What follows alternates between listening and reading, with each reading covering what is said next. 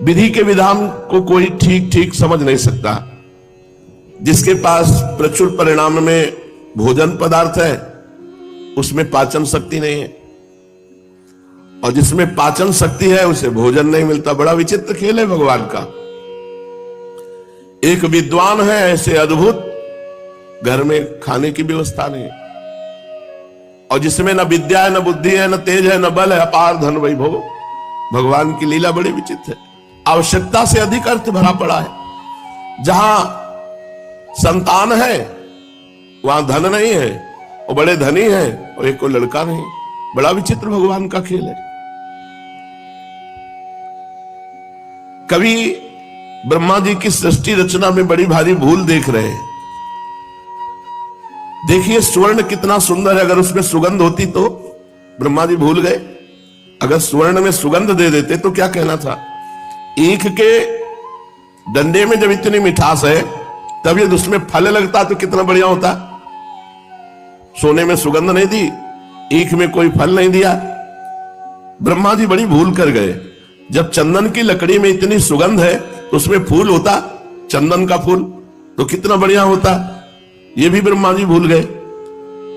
विद्वान लोग बिना रुपए पैसे के ही अपनी वाणी से आकाश पाताल सब एक कर देते हो। कहीं उनके पास धन होता तो विद्वानों को धन देना भूल गए, चंदन में फूल देना भूल गए, ईख में फल देना भूल गए, और स्वर्ण में सुगंध देना भूल गए। जितने भारी विद्वान होंगे उतने दरिद्री होंगे, धन की कमी। और जितना भारी तेजस्वी होगा महात्मा उतने कम आयु वाला होगा, जवानी में पधार जाएगा। जितने बड़े बड़े महात्मा हुए कम आयु वाले हुए। हमें लगता है ब्रह्मा जी ठीक से अगर सृष्टि बनाते तो बढ़िया रहता। किसी कवि ने कहा कि गंधा सुवर्णे फल मिक्षु दंडे नाकारी पुष्पम खलु चंदनेशु विद्वान धनाढ्यो न तो दीर्घ जीवी धातु पुरा कोपि न बुद्धि दधो भूत। ब्रह्मा जी हमें लगता है जल्दी में गड़बड़ी कर गए। ब्रह्मा जी जरूर ही ये गड़बड़ी कर गए। विद्वानों को निर्धन नहीं बनाना चाहिए, विद्वानों को धनी बनाना चाहिए। पर विद्वानों को अन्य पुरुषों के आश्रित रहना पड़ता है। देखा आपने, देखा है महाभारत पूरी कंठस्थ, महाभारत पूरी कंठस्थ। उनको ऐसे बैठ जाए तो श्लोक सहित बोल और फटित होती। पहले भोजन के लिए कोई दूसरा ही निमंत्रण उनको देगा, मतलब भारी धन की हानि और विद्वता चरम सीमा की।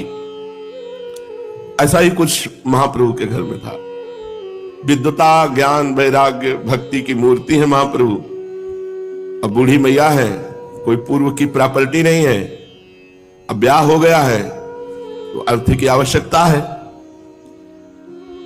उस समय ऐसा नहीं था कि संस्कृत पाठशाला में बड़ी भारी दक्षिणा मिलती हो, जैसे अब पेमेंट सरकारी मिलती है। ऐसा नहीं था, अपनी अपनी पाठशाला है, कुछ जो कुछ उससे मिल गया। ऐसे कोई सरकारी पैसा थोड़ी मिलता था।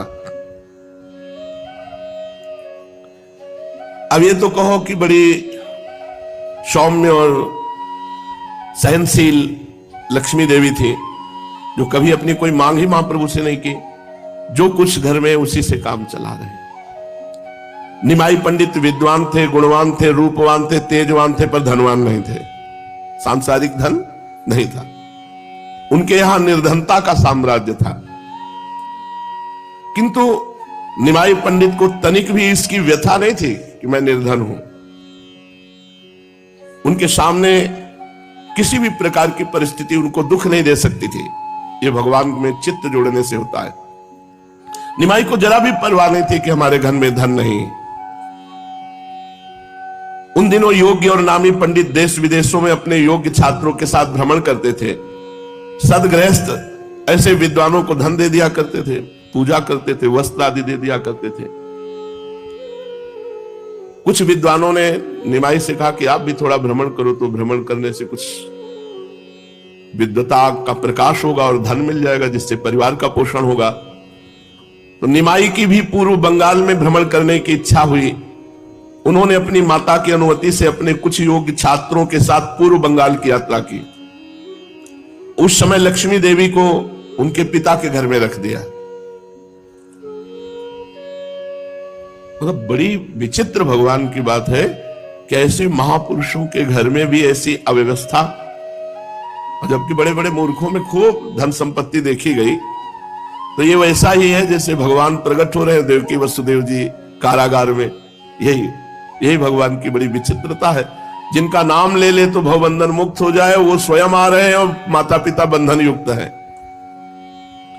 श्री गंगा जी को पार करके निमाई पंडित अपने शिष्यों के साथ पद्मा नदी के तट पर राढ़ देश में पहुंचे। बंगाल में भगवती भागीरथी की 2 धाराएं हो जाती हैं। गंगा जी की मूल शाखा पूर्व की ओर जाकर जो बंगाल के उपसागर में मिली उसका नाम पद्मावती है। दूसरी जो नवद्वीप होकर गंगा सागर में जाकर समुद्र से मिली उसे भागीरथी गंगा कहते हैं। ब्रह्मपुत्र नदी के और दक्षिण तट से लेकर पद्मा नदी पर्यंत के देश को राढ़ देश कहते हैं। पहले बंगाल इसे ही कहते थे। उत्तर तट को गौड़ देश कहते थे। दक्षिण तट को बंगाल या राढ़ के नाम से पुकारते थे, आज जिसे पूर्व बंगाल कहते हैं। गौड़ देश वालों से बंग देश वालों का आचार विचार भी कुछ कुछ भिन्न था और अब भी है। निमाई पंडित ने पद्मा के किनारे किनारे पूर्व बंगाल के बहुत से स्थानों में भ्रमण किया। जो भी लोग इनका आगमन सुनते हुए यथाशक्ति भेंट लाकर इनको समर्पित करते। वहां के विद्यार्थी कहते, हम बहुत दिनों से आपकी प्रशंसा सुन रहे हैं। आपकी लिखी हुई व्याकरण की टिप्पणी बड़ी ही सुंदर है, हमें अपने पाठ में उससे बहुत सहायता मिलती है। कोई कहते आपकी पदधूल से देश पावन बन गया। आपके प्रकांड पांडित्य की हम प्रशंसा ही मात्र सुनते थे, आपके गुणों की कौन प्रशंसा कर सकता है। इस प्रकार लोग भांति भांति से निमाई की प्रशंसा करते और पूजा करते। इनके साथियों को भय था कि पंडित जी यहां भी नवद्वीप की भांति चंचलता न कर दे, किंतु महाप्रभु देश काल को समझते थे। बहुत गंभीर बर्ताव। कई मास तक ये पूर्व बंगाल में भ्रमण करते रहे, किंतु 1 मिनट भी कभी चंचलता नहीं की। कई महीने गंभीर स्वभाव, एक गंभीर पंडित की भांति सदा बने रहते थे। इनसे जो जिस विषय का प्रश्न पूछता उसे उसी प्रश्न के अनुसार यथावत उत्तर देते। यहां इन्होंने वैष्णवों की कभी आलोचना नहीं की, उल्टा भगवत भक्ति का सर्वथा प्रचार किया। इन्होंने लोगों के पूछने पर भगवान नाम का महात्म्य बताया, भक्ति की श्रेष्ठता सिद्ध की और कलयुग में भक्ति मार्ग को ही सर्वश्रेष्ठ, सुलभ और सर्वोपयोगी बताया। किंतु ये बातें इन्होंने एक विद्वान पंडित की हैसियत से कही थी। जैसे विद्वानों से जो भी प्रश्न करो उसी का शास्त्रानुसार उत्तर दे देंगे। भक्ति का असली स्रोत तो इनका अभी अव्यक्त रूप से छिपा ही हुआ था, उसके प्रवाहित होने में अभी देरी थी। फिर भी इनके पांडित्यपूर्ण उत्तरों से राढ़ देशवासी श्रद्धालु मनुष्यों को बहुत लाभ हुआ। वे भगवान नाम और भक्ति के महत्व को समझ गए। उनके हृदय में भक्ति का एक नया अंकुर उत्पन्न हुआ, जिसे पीछे से गौरांग की आज्ञा अनुसार नित्यानंद प्रभु ने प्रेम से सींचकर पुष्पित, पल्लवित, फलान्वित बनाया। इस प्रकार ये शास्त्रीय उपदेश करते हुए राढ़ देश के मुख्य मुख्य स्थानों में घूमने लगे। शाम को अपने साथियों को लेकर के पद्मों में स्नान करते, घंटों एकांत में जल विहार करते रहते। लोग बड़े सत्कार से इन्हें खाने पीने की सामग्री देते। इनके साथी अपना भोजन स्वयं ही बनाते थे। इस प्रकार इनकी यात्रा के दिन आनंद से कटने लगे। एक दिन महामहिम निमाई पंडित एकांत स्थान में बैठे हुए थे। उसी समय एक तेजस्वी ब्राह्मण उनके समीप आया। ब्राह्मण के चेहरे से उसकी नम्रता, शीलता, पवित्रता और प्रभु प्राप्ति के लिए विकलता प्रकट हो रही थी। ब्राह्मण अपनी वाणी से निरंतर भगवान के सुमधुर नामों का उच्चारण कर रहा था। उसने आते ही इनके चरण पकड़ लिए और फूट फूट कर रोने लगा। इन्होंने उस ब्राह्मण को उठाकर गले से लगाया और अपना कोमल कर उसके अंग पर फेरते हुए बोले, आप ये क्या कर रहे हैं? आप तो हमारे पूज्य हैं, हम तो अभी बालक हैं, आप हमारे स्वयं पूजनीय हैं। ब्राह्मण इनके पैरों को पकड़े हुए निरंतर रुदन कर रहा था।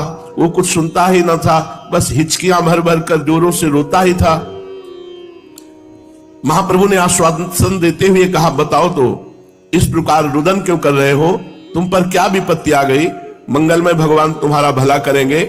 मुझे अपने दुख के कारण को